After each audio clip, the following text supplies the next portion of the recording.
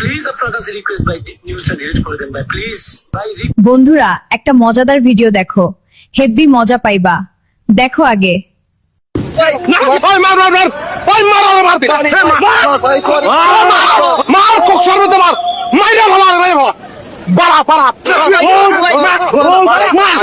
নিচে ভালা পারা, আরে পারা, ওরে পারায় দাও, পারায় দাও।